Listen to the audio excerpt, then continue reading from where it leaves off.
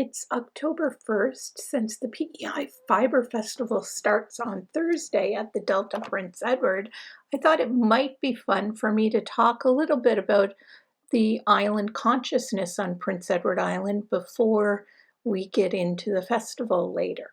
I hope to do some videos from the festival this weekend. Hi, and welcome to Co-Creations. I'm taking an island studies course at UPEI this year, and my assignment is to talk about how PEI has a strong and prevailing island consciousness. Although Merriam-Webster defines an island as an area of land surrounded by water and smaller than a continent, this is not an all-encompassing definition. We see here the waterfront near Victoria Park, and we see this boundedness of the island having a certain definition of a harbor connected to other things by the sea. Here we have the historic Beaconsfield, and as you can see, as I move over, the top of Beaconsfield has the Widow's Walk, or an area on the old houses where people could see the boats coming in, and how this island connectedness, island consciousness prevails even in the architecture around Charlottetown. You can see this knowledge of being an island. Right next to the Delta, you see where the cruise ships dock, and a port is one of the other ways of connecting to islands. Currently on PEI, we have our ferries are not running, so we're connected by the bridge and our airport right now. But this connection to the mainland is key for the connection to the world. And this ability for that connection to be cut off really makes islanders understand the value of this connection. The clear boundary allows us to understand that our island is a world apart. And although we have connections via tourism with the rest of the world, as you can see by the number of ships that come into our harbor and all of the little tour and tourist businesses that are open throughout the summer, it makes us vividly aware in the wintertime, when we have less of those tourists, of the tenuousness of our connection and how it can be broken with a storm. There are many small businesses that cater to island tourists who come in the summertime. And these businesses, while very important for the tourists, also tend to cater to locals, because as a cold weather island, we only get tourists in certain short months of the year and spend the rest of the year either closed or catering to the local economy. This is Receiver Coffee Shop. It's a local coffee shop that caters both to local people and to tourists in the summer. It's on the waterfront, so a number of tourists and cruise ship people come. It's built in the railway brass shop, which is a historical building on Prince Edward Island. And it's lovely how the history can be maintained by keeping a coffee shop going. There's also a big community of small local convenience stores, and we do Farm Day in the city and our local farmers market, where we use our local products and enjoy the foods and produce from them as islanders. Islanders are also great storytellers, and the rigors of the island lifestyle make for charming and interesting stories and literature.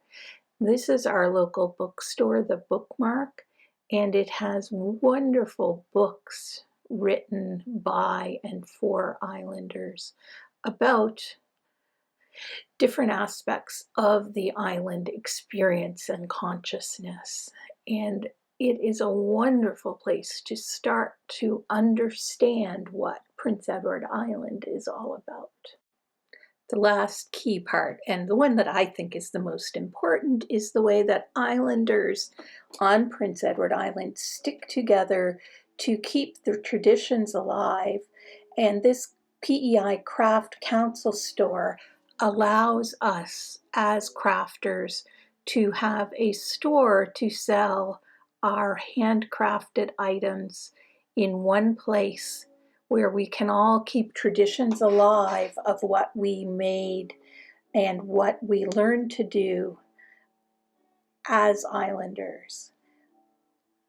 I love the craft and traditions keeping alive Aboriginal and settler traditions, and things that people have passed down from generation to generation and modified to become more modern and just more attractive to locals and tourists alike. I love the way that the Craft Council allows individuals to be adjudicated and hit a particular bar to be able to sell products with the council, and that you can see this is South Comes North, local artist who does mosaics. You also saw some Aboriginal artists. I can't remember whose stuff was right there. And then we see a number of different knit projects, which I'm sure the Fibre Festival goers will be interested in viewing. And there's some crochet as well. What else do I have here? You can see some art, some beautiful little tea towels there. Anyway, I could spend all day discussing the craft here. I love those jellyfish. The traditional rug hooking, you can see the fox rug on the wall, and then the wood burning with the whales, and the quilting and photography and painting here as well. The PEI Craft Council allows their crafters to sell in their store these traditional, there's the thrum mitts a lot of people love, and Anne of Green Gables soaps. And then here we have weaving and quilting and paper products, and then paintings, and again some more Aboriginal art and pottery. It's just beautiful what our island crafters are creating. And you can really see this island consciousness of creation and slowing down to handcraft items, which allows us to really experience the world in a different way.